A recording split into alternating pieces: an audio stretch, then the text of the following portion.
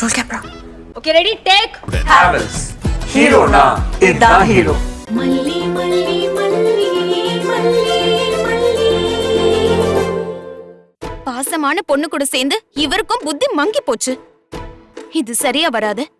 ஊர் உலகத்துக்கு இந்த விஷயம் தெரிய வந்தா 4 பேர் நம்மள மதிப்பானா? பிசினஸ் மீட்டிங்ல தான் போய் தலை காட்ட முடியுமா? ஏன் தான் இப்படி எல்லாம் பண்ணிட்டு இருக்காருன்னே தெரியல. ஒண்ணு நம்ம வீட்ல வச்சு அவளை பாத்துக்கணும், முடியலையா ஆஸ்பத்திரியிலயோ ஆசிரமத்திலயோ வச்சு பராமரிக்கணும். அதை விட்டுட்டு அடுத்தவ வீட்ல, அதுவும் பரம எதிரி வீட்ல போய் உட்காந்துக்கிட்டு அவ கையால சோறு வாங்கி தின்னணுமா? அப்படி எல்லாம உயிர் வாழணும். இப்ப அவருக்கு போனை போட்டு இங்க வர சொல்லுவோம். அப்படி மட்டும் அவர் வரல இருக்கு, இதுக்கு ஒரு முடிவு கட்டாம விடக்கூடாது.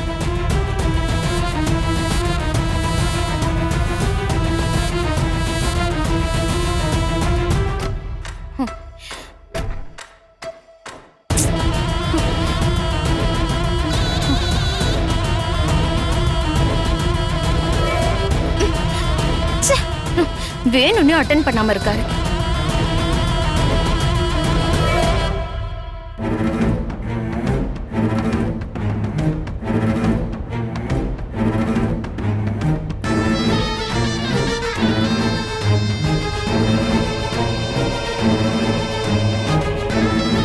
இது எல்லாமே உன்னாலதான். நீ எப்ப வந்தியோ அப்பல இருந்து என் அப்பா ஏன் அப்பாவாவே இல்ல? போய் தொலை.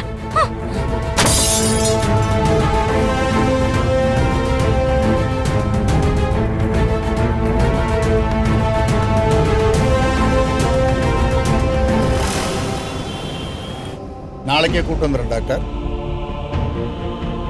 இல்லை காலையிலே வந்துடுறேன். நம்ம லேட் பண்ண வேணாம் டாக்டர். நீங்கள் ஃபாரின் போறீங்கன்னு சங்கரன் சார் சொன்னார். தள்ளி போட வேண்டாமேன்னு நினைக்கிறேன். ஆமாம் டாக்டர், நீங்கள் ஒரு தடவை பார்த்து என்ன மாதிரி ட்ரீட்மெண்ட் கொடுக்கலான்னு சொன்னீங்கன்னா நல்லாயிருக்கும். சந்தோஷம் டாக்டர். சரி டாக்டர், நாளைக்கு வந்துடுறேன். சார் மல்லி உள்ளவாம்மா. என்னம்மா வாசல் நின்று சார்னு கூப்பிட்டு இருக்க? நீ பாட்டுக்கு வர வேண்டியது தானே. என்னம்மா அது டிஃபனை கையோட எடுத்துட்டு வந்துட்ட? கூப்பிட்டு இருந்தா நானே வந்திருக்க மாட்டேனா? இல்ல பரவாயில்ல சார், நீங்க இங்க இருந்தே சாப்பிட்டுக்கங்க. அம்மாடி மல்லி, உனக்கு எந்த விதத்திலையும் தொந்தரவு கொடுக்க கூடாதுன்னு நினைச்சிருக்கேன். நீ எனக்காக எதுவும் மெனக்கட வேண்டாம்.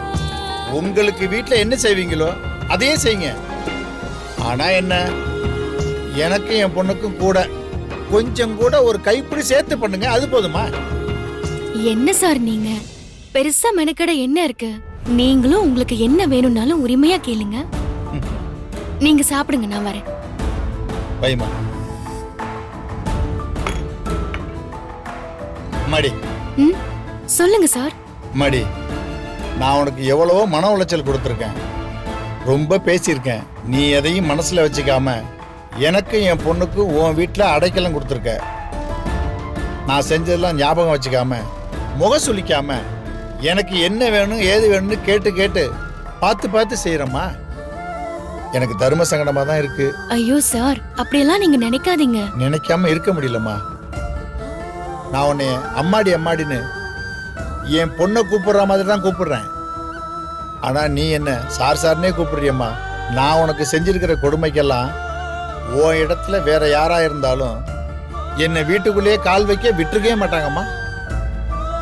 ஆனா நீ என்னைய உன் வீட்டு படி ஏத்துனது மட்டும் இல்லாம நான் மனசு கொண்டிடக்கூடாதுன்னு சாப்பாடு வேற போட்டுக்கிட்டு இருக்க. அந்த உரிமையில தாமா நான் உங்ககிட்ட இதையும் எதிர்பார்க்கிறேன். நீ சார்னு என்னை கூப்பிடுறது எனக்கு ரொம்ப கஷ்டமா இருக்குமா. அப்பான்னு கூப்பிடு சாமி. சரிங்கப்பா, பழச பத்தி எல்லாம் இனிமே பேசாதீங்க. எப்ப நடந்ததெல்லாம் திரும்ப வராதோ அப்பவே அதை நாம விட்டுறணும். மல்லி, சாக போறவனுக்கு தான் கடைசியில அவன் வாயில விடுற அந்த ஒரு சொட்டு தண்ணியோட அருமை தெரியும். என் பொண்ணு ரேணுகா என்னை அப்பான்னு கூப்பிட மாட்டாளான்னு நான் காத்து கிடக்கிறப்ப நீ என்ன அப்பான்னு கூப்பிடுறப்ப எனக்கு எப்படி இருக்கு தெரியுமா? என் மனசுல இருக்கிற ஆயிரம் ஆயிரம் உணர்ச்சிகளை ஒத்த வார்த்தையில என்னால சொல்ல முடியலம்மா. எனக்கு அதெல்லாம் சொல்லவும் தெரியல மல்லி. சொன்னாலும் யாருக்கும் புரியாது. அப்பா இல்லாத பிள்ளைங்களுக்கு தான் மனசுல அப்பா எப்பவுமே ஒவ்வொரு நிமிஷமும் இருந்துகிட்டே இருப்பாரு. நீங்கன்னு இல்ல, உங்க வயசுல ஒருத்தரை பார்த்தா கூட எனக்கு அப்பாவா தான் தோணும். வாயால அப்படி கூப்பிடலனாலும் மனசுல நான் அப்படிதான் பாப்பேன். ஏன் தெரியுமாப்பா? என் அப்பாவை நான் பார்த்த ஞாபகம் இல்ல, ஆனா என் அப்பா இப்படிதான் இருப்பாருன்னு மனசுல நினைச்சுப்பேன்.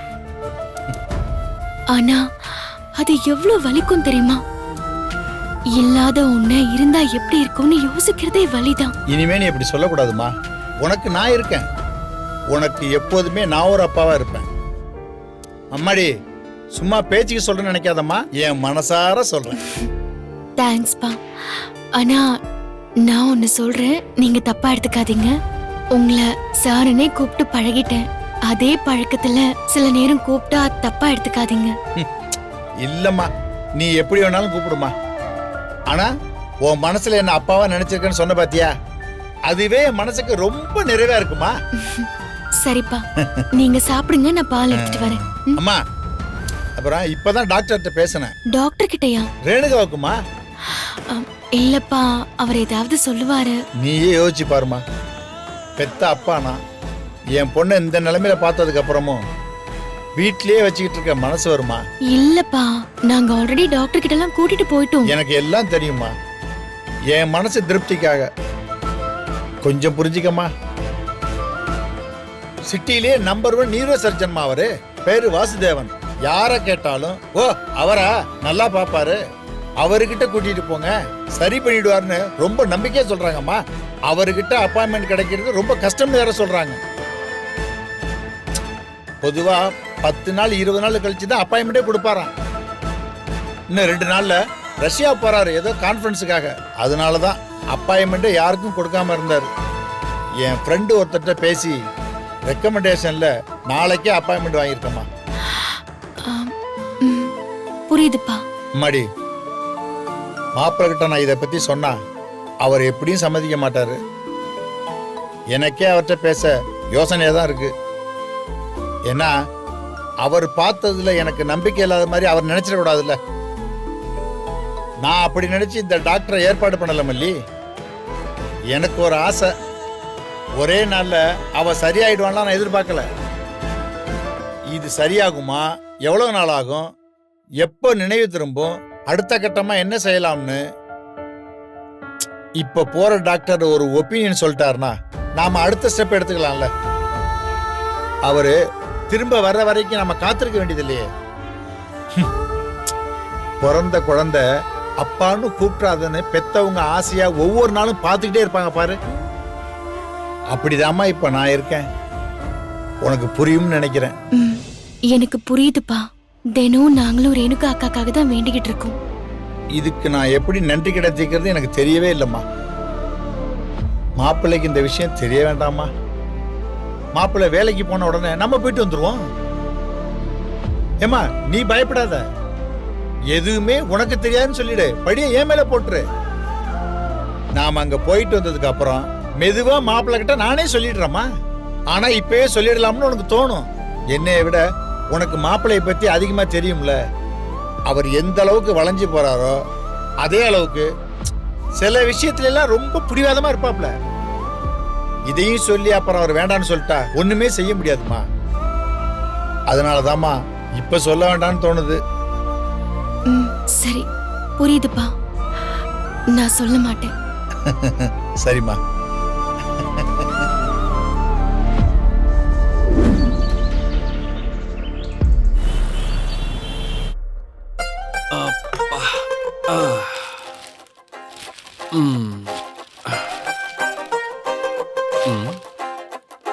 முப்பது ஆண்டுகளுக்கு பிறகு தொலைந்து போன மகளை சந்தித்த தந்தை.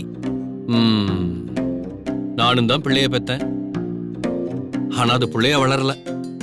சேரக்கூடாத ஆளோட சேர்ந்துட்டு குட்டிச்சத்தானால வந்து நிக்குது. சீக்கிரமா பெரிய சத்தானா ப்ரமோட் ஆயிடுவா போல. அதுக்குண்டான குவாலிட்டிஸ் எல்லாமே அம்சமா இருக்கவா கிட்ட. அப்பா,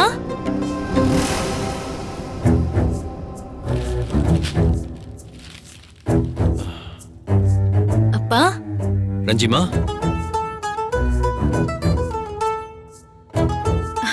ஹாப்பி பர்த்டேப்பா. டேய் மனோகரா, உஷாரா இருந்துக்க. ஆதாயம் இல்லாம இவ வீடு தேடி வரமாட்டா. புள்ள பாசத்துல கோமாளித்தனமா எதையாவது பண்ணி மாட்டிக்காத. வந்திருக்கிறது உன் பிள்ளை இல்ல, பிள்ளை ரூபத்துல ஒரு பிசாசு வந்திருக்கு, ஜாக்கிரதை. என்னாச்சுப்பா? ஆ, ஆமா என்னம்மா சொன்ன? ஹாப்பி பர்த்டேன்னு சொன்னேன். ஆமா யாருக்கு? உனக்கு பர்த்டேவா? என்னப்பா இப்படி கேக்குறீங்க? உங்களுக்கு தான். எனக்கா? என் பர்த்டேக்கு தான் இன்னும் நாள் இருக்கேம்மா.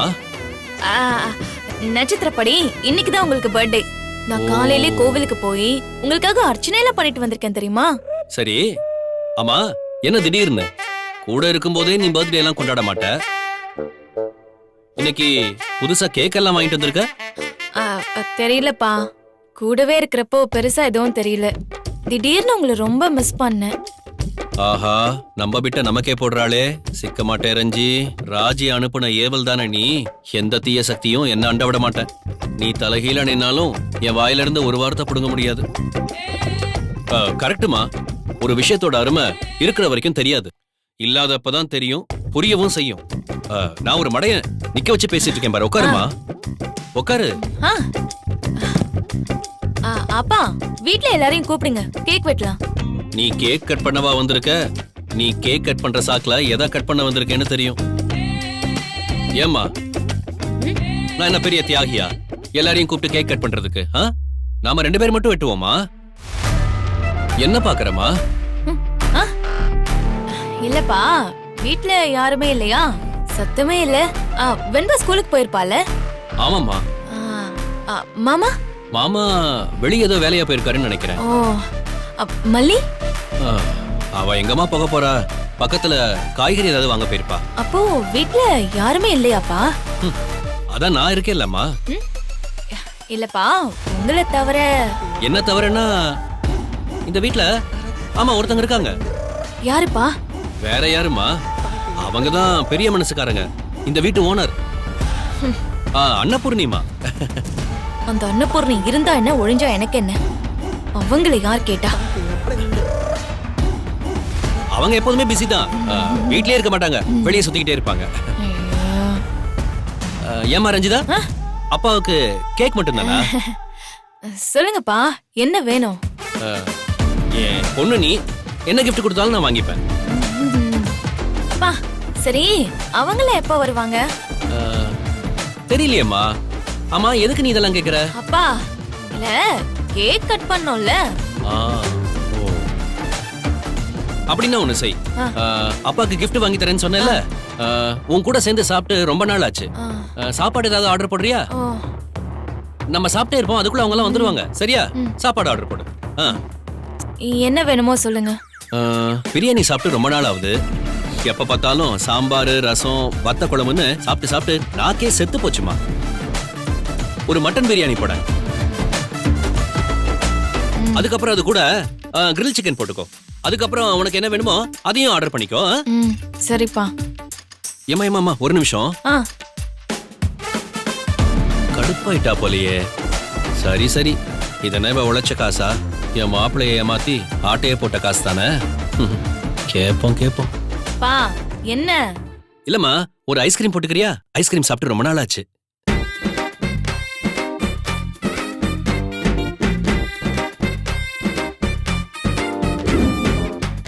அப்பா ஆசையை பூர்த்தி பண்ணிட்ட. சாப்பிடலாமா? சாப்பிடுமா, சாப்பிடு. நீங்க சாப்பிடுங்கப்பா. நல்லா இருக்கு, சாப்பிடுமா. நல்லா சாப்பிடுமா. சும்மா சொல்லக்கூடாதுமா, ஒரு நல்ல நாள் அதுமா. இந்த வீட்டுல இன்னைக்கும் ரசம் தாமா. ஆனா நீ அப்பாவை தேடி வந்து பிரியாணி வாங்கி கொடுத்த பத்தியா? உன்னை பாராட்டாம இருக்க முடியலமா என்னால. இதுக்கு மேல இங்க வெயிட் பண்ண என் அக்கௌண்ட்டையே காலி பண்ணி விட்டுருவாரு. இப்பவே பாதி காலி. பேசாம டைரக்டாவே கேட்டுற வேண்டியதுதான். அப்பா. சொல்லுமா, பிரியாணி வேண்டாமா? அப்பா, இந்த ரேணுகா அக்கா இருக்காங்கல்ல. வாடி மகளே வா, சுத்தி வளைச்சு இப்ப நீ எங்க வந்து நிக்கிறேன்னு எனக்கு தெரிஞ்சிருச்சு. என்னப்பா பதிலே காணோம்? உனக்கு என்னமாச்சு? அவ எங்க இருக்கா? அவதான் செத்து போயிட்டாளே. என்னம்மா நீ காந்தி செத்துட்டாருங்கிற மாதிரி பாக்குற? ரேணுகா செத்து போயிட்டான் தான் நம்ம எல்லாருக்குமே தெரியுமே. நீ கூட போய் கோர்ட்ல அநியமா பொய் சாட்சி சொல்லிட்டு வந்தியே மாப்பிள்ளைக்கு எதிரா. சரி அதை விடு. ஆமா நீ எதுக்கு அவளை பத்தி விசாரிக்கிற இப்ப? இல்ல ஒண்ணும் இல்லப்பா, நீங்க சாப்பிடுங்க, சும்மா தான் கேட்டேன். அப்படியா? அப்பா கை கழுவணும். தோ அங்க இருக்குமா. ஆ. டைனிங் ரைட் சைடுல பாருமா.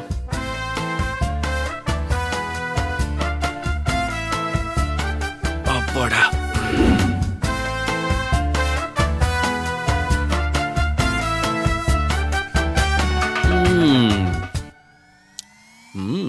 சூப்பர். ஐஸ்கிரீம் சாப்பிடுமா? இல்லப்பா நான் கிளம்புறேன். ஏமா கேக் கட் பண்ணலான்னு சொன்ன, போறேன்னு சொல்ற இப்போ? இல்லப்பா ராஜிமா தேடுவாங்க, கால் பண்ணிட்டே இருக்காங்க, நான் கிளம்புறேன். சரிம்மா போயிட்டு வா.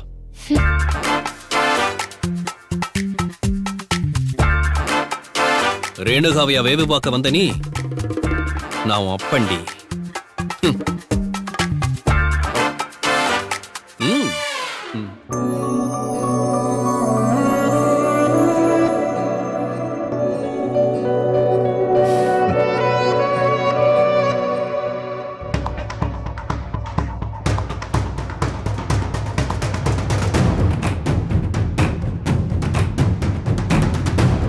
அட பாவீங்களா, திரும்பவும் டாக்டர் ஹாஸ்பிட்டல்னு சாவடிக்கிறீங்களே. இப்ப எப்படி தப்பிக்கிறதுன்னு தெரியலையே. மல்லி, மாப்பிள்ளைகிட்ட சொல்லாம வந்துட்டோமேன்னு யோசிக்கிறியா? ஆமா, ஆல்ரெடி நாங்க டாக்டர் கிட்ட கூட்டிட்டு வந்தப்ப அக்கா ரொம்ப வயலண்ட் ஆயிட்டாங்க. டாக்டருமே அப்புறம் பாத்துக்கலாம், அவசரப்படாதீங்கன்னு சொல்லிட்டாரு. அதான் அவர் கொஞ்ச நாள் டாக்டர் கிட்ட கூட்டிட்டு போக வேண்டாம்னு சொல்லிட்டாரு. உங்ககிட்ட சொல்லிருப்பாரே. ஆமாம்மா சொன்னாரு. இருந்தாலும் எனக்கு ஒரு ஆசை, ரேணுகா சீக்கிரமாவே குணமாகி என் அப்பான்னு கூப்பிட மாட்டாலும் ஒரு ஏக்கம் தான். தப்பாம்மா? தப்புன்னு சொல்லல, உங்க ஆசை நியாயம்தான். மல்லி இந்த ஆள் கிடைக்கிறான், வா நம்ம வீட்டுக்கு போவோம். வா. இல்ல ரேணுகா, உன்னை ரொம்பலாம் டாக்டர் கஷ்டப்படுத்த மாட்டாரு. என்ன ஏதுன்னு லேசா டெஸ்ட் பண்ணி அனுப்பிடுவாரு. ரொம்ப ஃபேமஸ் டாக்டர்மா. அப்படின்னா நீயே போய் டெஸ்ட் பண்ணிட்டு வா. எனக்கெல்லாம் ஒண்ணும் பிரச்சனை இல்ல, நான் நல்லா தான் இருக்கேன். அக்கா ப்ளீஸ்க்கா, எவ்வளவு தூரம் வந்துட்டோம், டாக்டர் என்ன சொல்றாருன்னு கேட்டுட்டு போவோமே. போ மல்லி, விஜய் வீட்டுக்கு வந்தானா உன்னையும் இவனையும் நல்லா போட்டு கொடுப்பேன். அம்மாடி, உன்னோட நல்லதுக்கு தாம்மா சொல்றோம், புரிஞ்சுக்கம்மா. Madam, Mrs Renuka Vijayakumar. நாங்க தான். டாக்டர் கூப்பிட்டாங்க. உள்ள போமா, டாக்டர் கூப்பிடுறாராம். வாங்கக்கா. ஐயோ என்ன ஆக போகுதோ. இந்த ஆள் வேற பெரிய ஸ்பெஷலிஸ்ட்னு சொல்றான். ஒருவேளை நமக்கு பிரச்சனை இல்லைன்னு கண்டுபிடிச்சு சொல்லிட்டானா மாட்டிக்குவோமே. அக்கா வாங்கக்கா. இல்ல நான் வெயிட் பண்றேன், நீங்க 2 பேரும் போயிட்டு வாங்க. அப்படிலாம் சொல்லக்கூடாதுக்கா, வாங்க நான் கூடவே இருக்கேன், பயப்படாதீங்க, வாங்க. எழுந்திருமா. வாங்கக்கா வாங்க.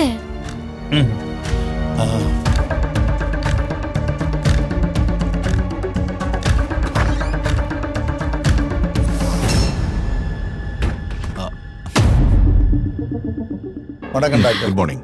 வாங்க உட்காருங்க. உட்காருங்க.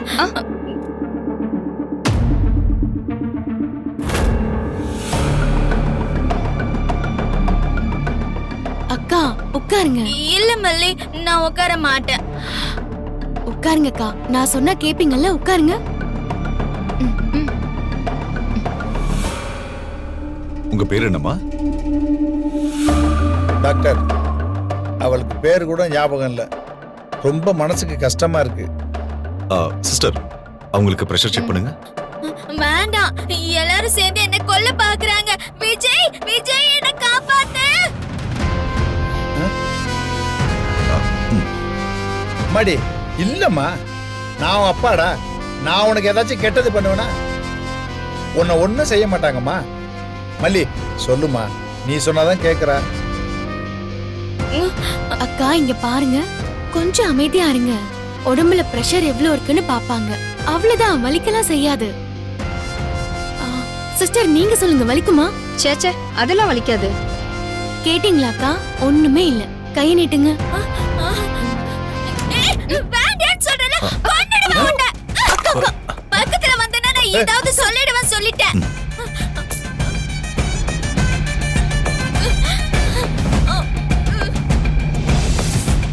இந்த வீடியோ உங்களுக்கு பிடிச்சிருந்தா லைக் பண்ணுங்க, ஷேர் பண்ணுங்க, காமெண்ட் பண்ணுங்க. மறக்காம சரிகமா டிவி ஷோஸ் தமிழுக்கு சப்ஸ்கிரைப் பண்ணுங்க.